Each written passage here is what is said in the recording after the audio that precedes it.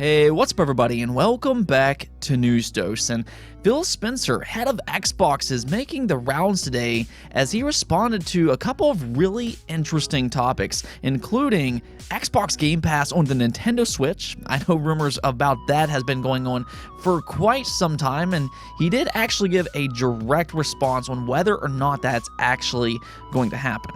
And then he also talked about making big blockbuster single-player experiences for the Xbox, similar to what PlayStation does now with the PlayStation 4 and PlayStation 5. Now, this response has led to a lot of different discussion online, but I think what he says here actually makes a lot of sense, and I will explain why here in just a bit.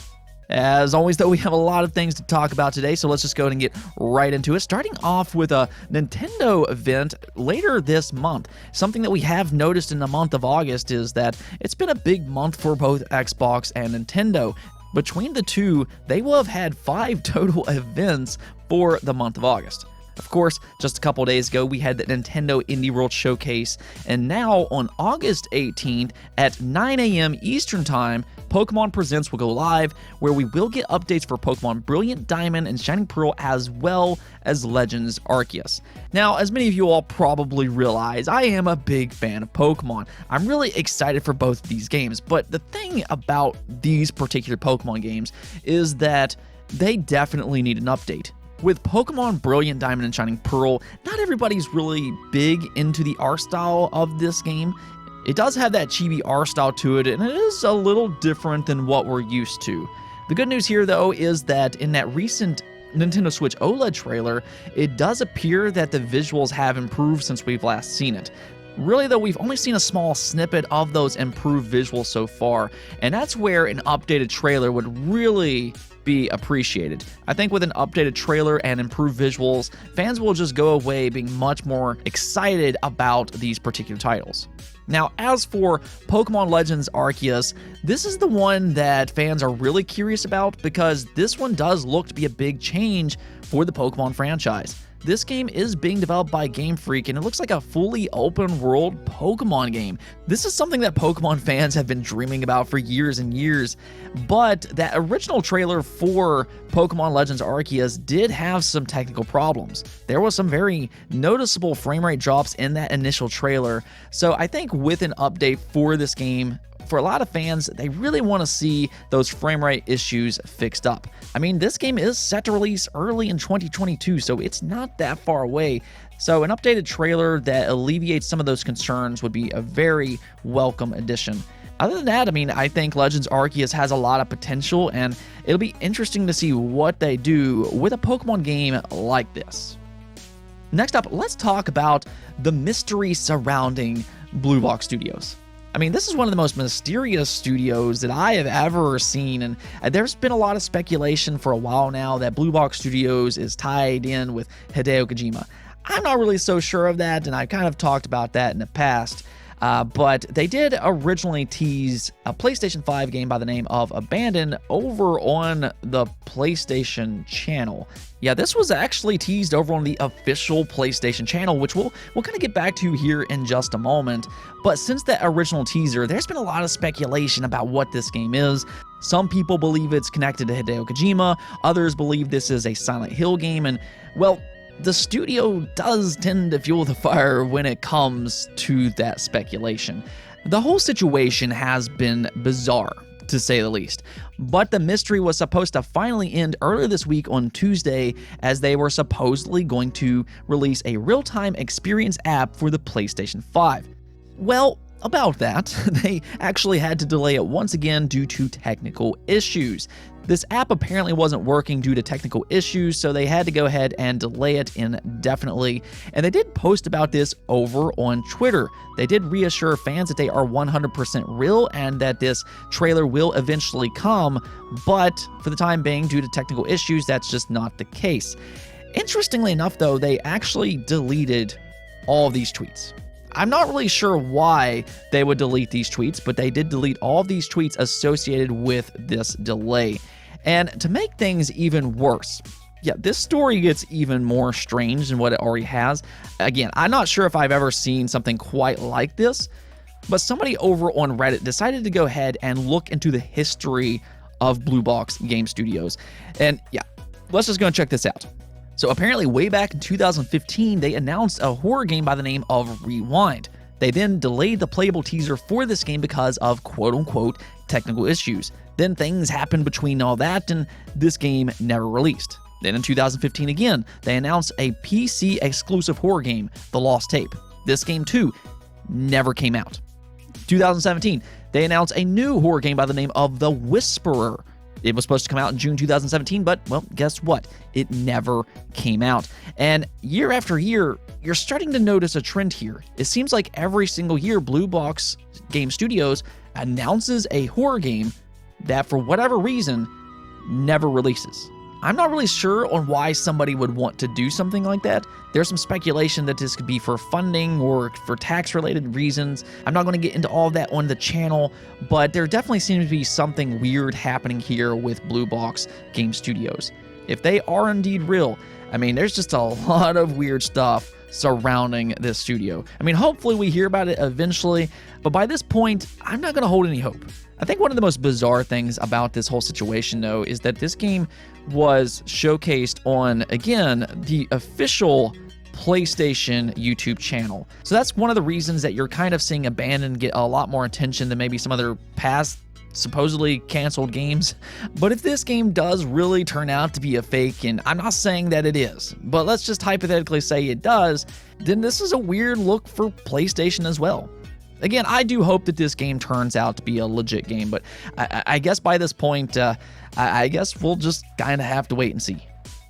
Let's go ahead and talk about Xbox, though, as Phil Spencer has been making the rounds today, as he did have an interview with Games Radar. As we all know, Phil Spencer always has something interesting to say, and this interview was no different. He had quite a bit to say here, and one has really sparked a lot of discussion in the industry, and that was his response to whether or not he would do more big AAA single-player experiences like you might see when it comes to the PlayStation side of things. And his response to this was, our strategy is not to just go be like someone else. I get a push sometimes of where's your version of this or that game. I've been in this industry for a long time. I have a ton of respect for creators on all platforms, and I know many of them. But it's good if we're doing something different than what other platforms are doing. We're not in the business of just trying to create a green version of somebody else's blue or red colored platform. That's not the example of creativity that I want to see in the games industry.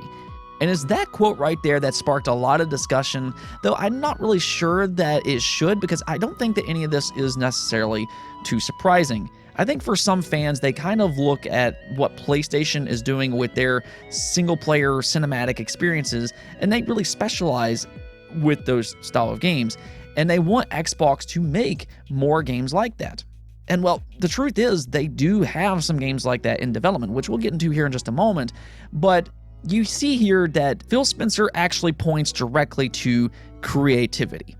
And that's something that pretty much all of their studios are kind of preaching, that Xbox is allowing for creativity. They're taking a hands-off approach and letting these studios make what they want. And that is key for this conversation. Xbox has a lot of studios that's working on games right now, and if you want them to just primarily focus on these cinematic single-player experiences, then they would have to go to all of these different studios and say, hey, stop with what you're working on and then work on this game instead. And that's just not how you do things. I like what Xbox is doing right now and allowing these studios to be creative. That's how you get games like Psychonauts 2 and then Sea of Thieves. That's by allowing your studios to be creative. And that is something that we are seeing with Xbox Game Studios in general. There's a lot of variety with their upcoming catalog of games. They do actually have some cinematic experiences that we know about already, including Perfect Dark as well as Hellblade. There's also plenty of games that has good single-player experiences, whether that be Halo Infinite, you have the Gears franchise. They have quite a bit of big RPGs in development, and really they're becoming a bit of an RPG powerhouse. And yeah, I think when you start to look at what all of their studios are doing, you can definitely see a lot of variety here with a lot of RPGs thrown in as well. But I think that it's good that Xbox is doing their own thing. I like seeing how Xbox, PlayStation, and Nintendo have kind of separated themselves in recent years. You have PlayStation, which really specializes with their single-player cinematic experiences. Xbox, meanwhile, have been diversifying themselves, and they've really grown their RPG catalog. And then you have Nintendo, which is just good for the entire family. All three have their unique flavor right now, and I think that's just good for the entire industry. Now, something else that Phil Spencer did talk about here is whether or not Xbox Game Pass would be heading over to this Nintendo Switch or not. This has been a rumor for quite a while now, with some insiders claiming that this was possibly going to happen, or at least suggesting that it would happen. And, well, Phil Spencer did respond here saying, you know, it's the right question because people usually ask me about releasing one individual game or another. And what I say is I want the full Xbox experience to be something that we deliver. We have no plans to bring it to any other kind of closed platforms right now, mainly because those closed platforms don't want something like Game Pass. There's a ton of open platforms out there for us to grow in: the web, PC, and mobile. So all of our focus, frankly, is on those platforms.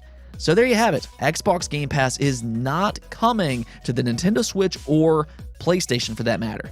This is something that I've been skeptical about pretty much ever since the rumors first started. I mean, on one side of things, yes, I could definitely see Microsoft wanting to bring Xbox Game Pass over to the Nintendo Switch. The Nintendo Switch has a well-established, dedicated game fan base. It already has sold 90 million consoles worldwide, and it'll probably be one of the best-selling consoles of all time. So to get Xbox Game Pass on a device like that, yeah, that would probably be a big win for Microsoft.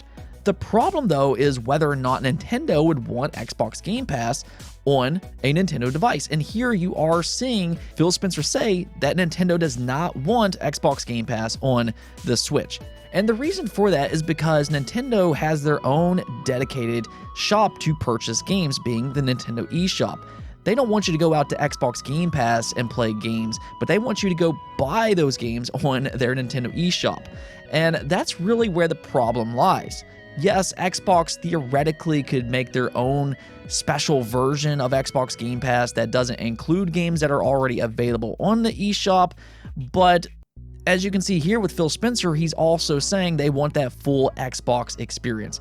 So it doesn't sound like they're going to be able to meet in the middle here, and I know that's going to be unfortunate for some fans out there. I know a lot of people wanted Xbox Game Pass on the Switch, and hey, even myself, I think it would be really cool to play Xbox Game Pass on a Nintendo Switch. But based off what we're hearing now, that does not appear to be happening anytime soon. Now, maybe that might change sometime in the future, but for the time being, it definitely sounds like Nintendo does not want Xbox Game Pass on the Nintendo Switch.